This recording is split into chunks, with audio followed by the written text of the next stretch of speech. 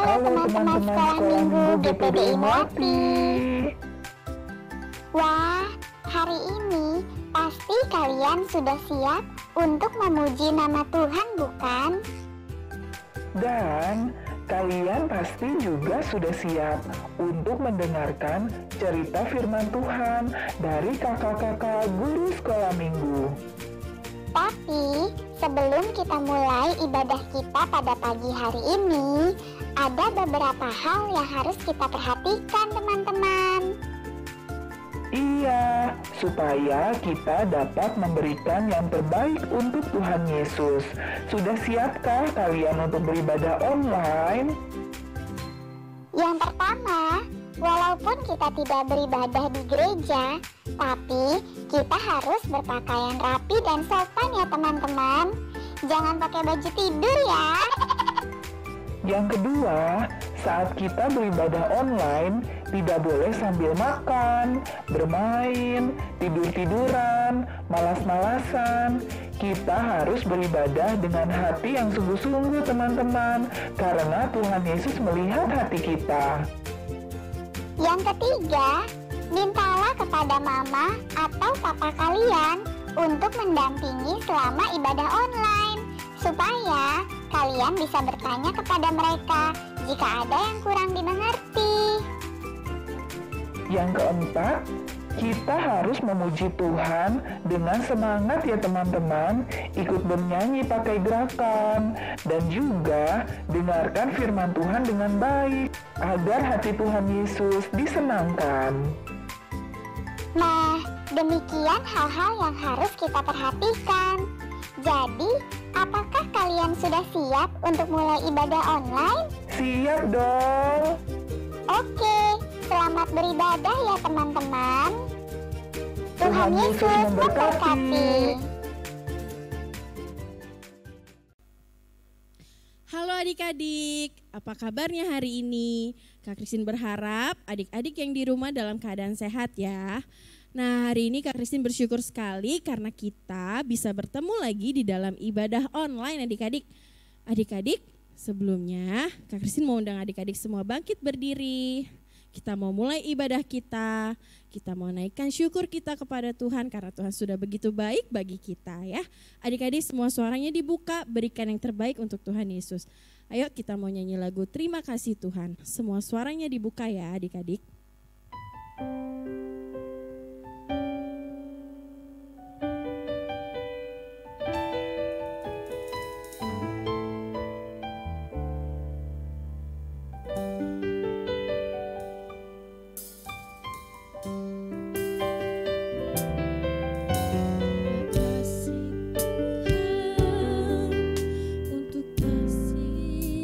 Yang ku alami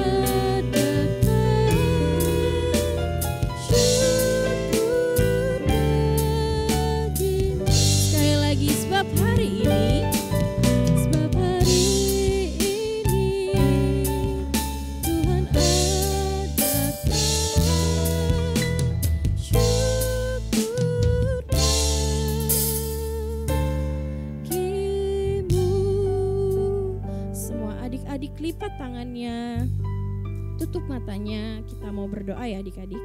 Tuhan Yesus yang baik, terima kasih kalau Engkau sudah memberkati kami dengan kesehatan yang Tuhan berikan. Tuhan Yesus, terima kasih untuk kasih setia-Mu di dalam kehidupan kami. Sebentar kami mau mulai ibadah kami ya Tuhan. Kiranya Tuhan yang pimpin ibadah kami dari awal, pertengahan hingga akhirnya. Dan biarlah kami boleh sungguh-sungguh di dalam beribadah. Dan kiranya hati-Mu boleh disenangkan. Terima kasih Tuhan Yesus. Kami siap ya Tuhan untuk memulai ibadah kami hanya di dalam nama Tuhan Yesus Kristus. Haleluya. Amin. Nah adik-adik tetap bangkit berdiri ya semuanya ya. Karena hari ini hari yang sangat sukacita, hari yang sangat bahagia. Pokoknya Kak Christine minta adik-adik nyanyinya dengan lebih semangat lagi ya. Kita mau sama-sama memuji Tuhan, kita mau naikkan lagu Hari Ini Kurasa Bahagia. Semuanya tepuk tangan di rumah, semuanya pakai gerakan, semuanya semangat ya adik-adik.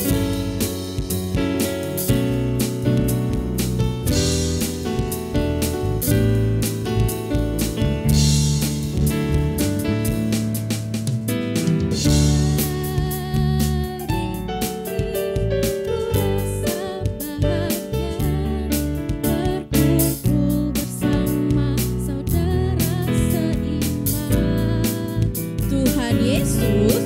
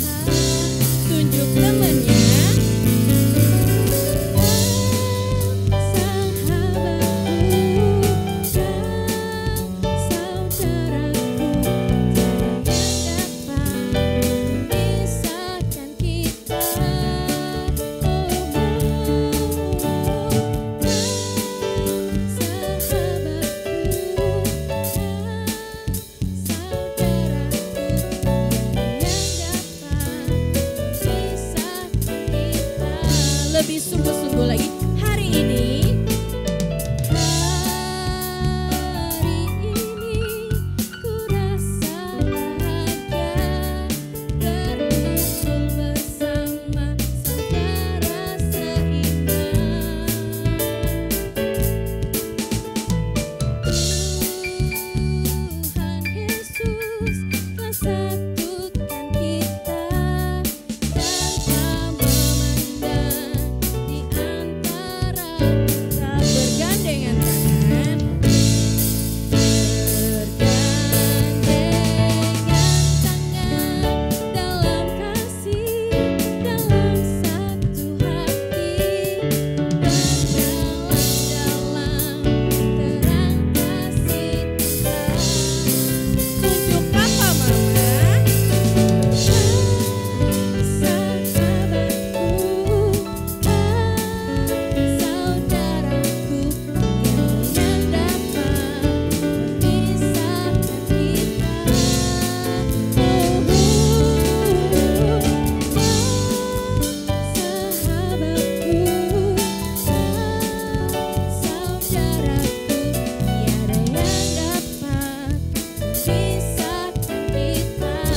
Ayo adik-adik lebih semangat lagi ya hari ini. Hari ini ku rasa bahagia berkumpul bersama saudara seiman. Tuhan Yesus, Tuhan Yesus telah satukan kita tanpa memandang di antara kita.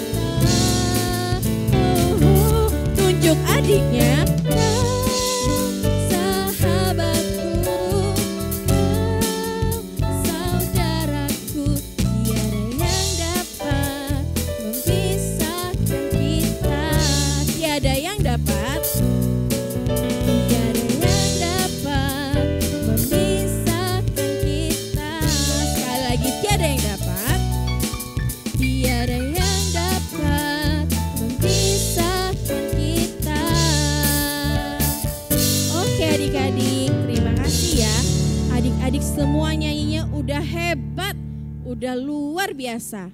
Nah adik-adik, tiba saatnya kita mau mendengarkan firman Tuhan. Adik-adik tetap bangkit berdiri ya. Kita mau naikkan lagu Semua Baik. Semua suaranya dibuka ya adik-adik ya.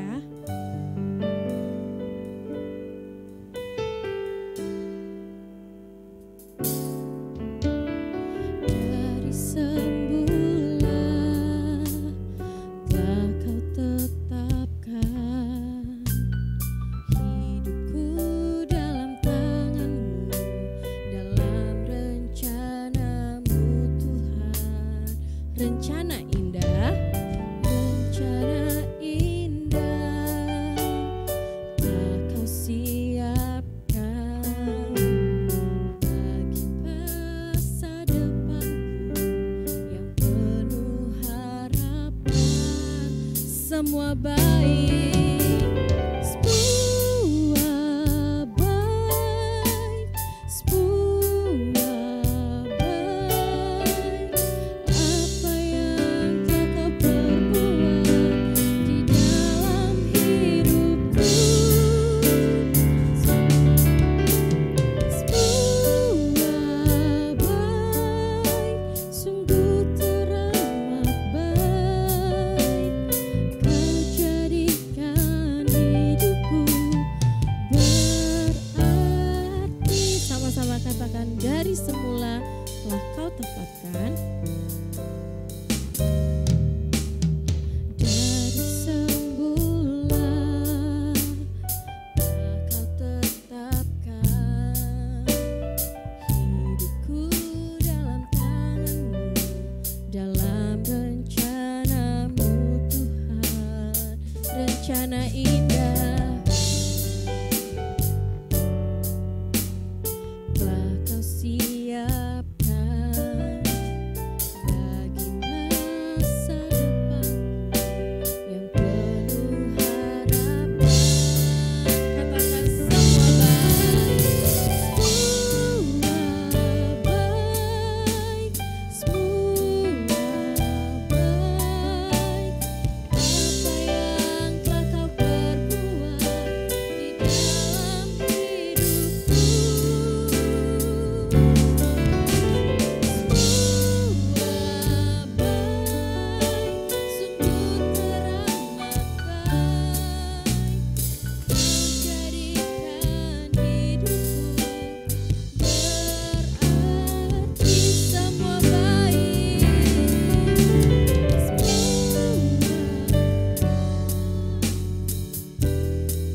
terima kasih adik-adik. Telah kau perbuat di dalam hidupku, semua baik, sungguh teramat baik. Kau jadikan hidupku berarti. Katakan semua baik, semua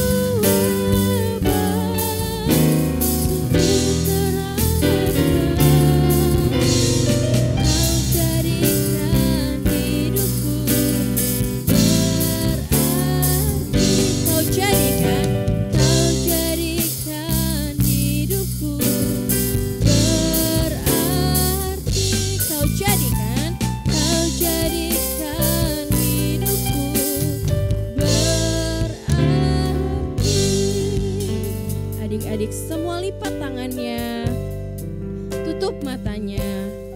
Kita mau berdoa ya.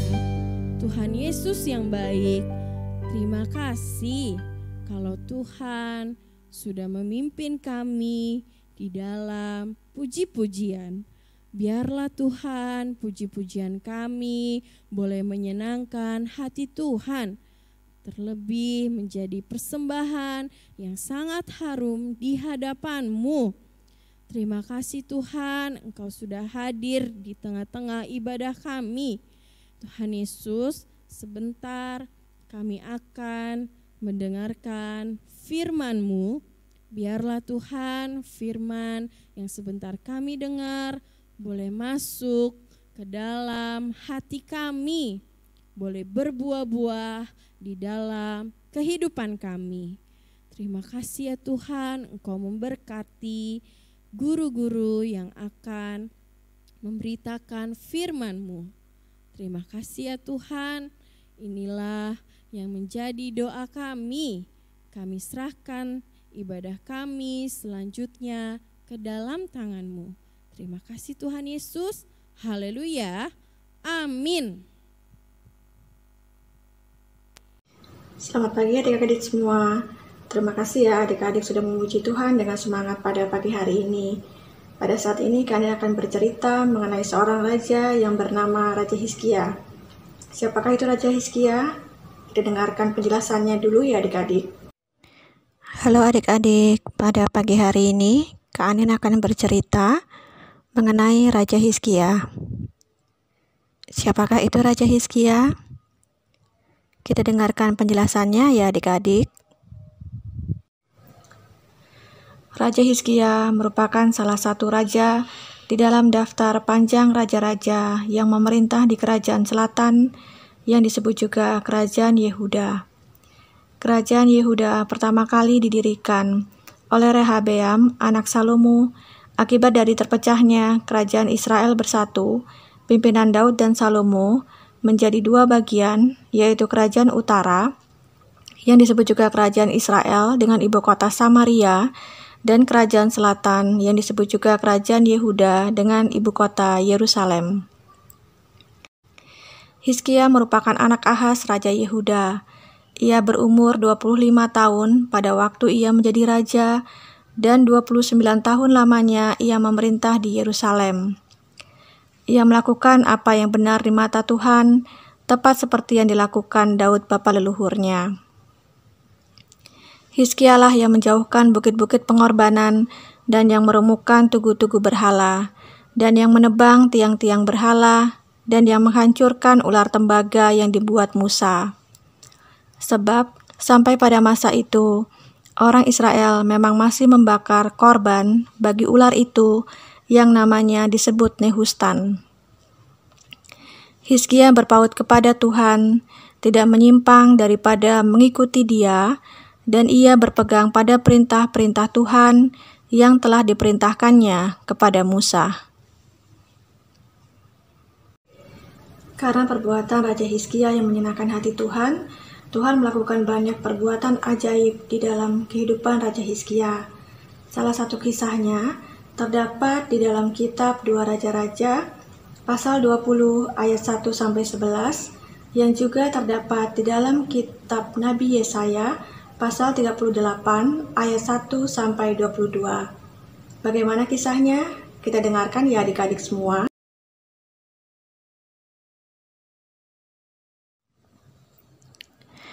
Pada hari-hari itu adik-adik, Raja Hizkia jatuh sakit dan hampir mati.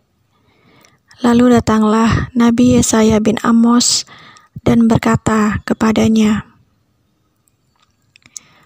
"Beginilah firman Tuhan, sampaikanlah pesan terakhir kepada keluargamu, sebab engkau akan mati, tidak akan sembuh lagi." Lalu Hizkia memalingkan mukanya ke arah dinding, dan ia berdoa kepada Tuhan, "Ah Tuhan, ingatlah kiranya bahwa aku telah hidup di hadapan-Mu dengan setia dan dengan tulus hati, dan bahwa aku telah melakukan apa yang baik di mata-Mu. Kemudian menangislah Hizkia dengan sangat. Tetapi Yesaya belum lagi keluar dari pelataran tengah, tiba-tiba datanglah firman Tuhan kepadanya. Baliklah dan katakanlah kepada Hizkia, raja umatku, beginilah firman Tuhan, Allah Daud bapa leluhurmu. Telah kudengar doamu dan telah kulihat air matamu. Sesungguhnya aku akan menyembuhkan engkau. Pada hari yang ketiga, engkau akan pergi ke rumah Tuhan. Aku akan memperpanjang hidupmu 15 tahun lagi. Hizkia bertanya kepada Yesaya, apakah yang akan menjadi tanda bahwa Tuhan akan menyembuhkan aku dan bahwa aku akan pergi ke rumah Tuhan pada hari yang ketiga? Yesaya menjawab, inilah yang akan menjadi tanda bagimu dari Tuhan bahwa Tuhan akan melakukan apa yang telah dijanjikannya. Tuhan akan membuat bayang-bayang pada penunjuk mataharimu bergerak 10 tapak. Akan majukah bayang-bayang itu 10 tapak atau akan mundur 10 tapak? Hizkia berkata, itu perkara ringan bagi bayang-bayang itu untuk maju 10 tapak. Sebaliknya, biarlah bayang-bayang itu mundur ke belakang 10 tapak. Lalu berserulah Nabi Yesaya kepada Tuhan, maka dibuatnyalah bayang-bayang itu mundur ke belakang 10 tapak dari yang sudah dijalani bayang-bayang itu pada penunjuk matahari buatan Ahaz, ayah Raja Hizkia. Adik-adik, kalau zaman sekarang orang-orang menggunakan jam untuk mengetahui dan menandai waktu, pada zaman Raja Hizkia, orang-orang menggunakan penunjuk matahari untuk mengetahui dan menandai waktu. Caranya adalah dengan melihat bayangan benda yang disinari matahari. Matahari yang terbit dari timur ke barat akan menghasilkan bayangan dan hanya bergerak menuju satu arah. Karena matahari hanya bergerak menuju satu arah, maka bayangan yang dihasilkan pada penunjuk matahari juga bergerak ke satu arah. Jika pada zaman Raja Hizkia, bayangan pada penunjuk matahari bergerak mundur 10 tapak, berarti pada saat itu waktu bergerak mundur sebanyak waktu tertentu yang setara dengan 10 tapak pada penunjuk matahari yang dibuat oleh Raja Ahaz. Setelah kejadian itu, sembuhlah Raja Hizkia. Hizkia pergi ke rumah Tuhan dan membuat pujian ucapan syukur yang terdapat di dalam kitab Nabi Yesaya pasal ke-38. Adik-adik, kisah Raja Hizkia pada hari ini mengajarkan kita untuk selalu mensyukuri setiap hari dari kehidupan kita sebagai hadiah dari Tuhan. Sekarang waktunya kita merespon firman Tuhan. Kami mengajak adik-adik semua untuk berdoa. Kita lipat tangan, tutup mata, dan kita akan mulai berdoa.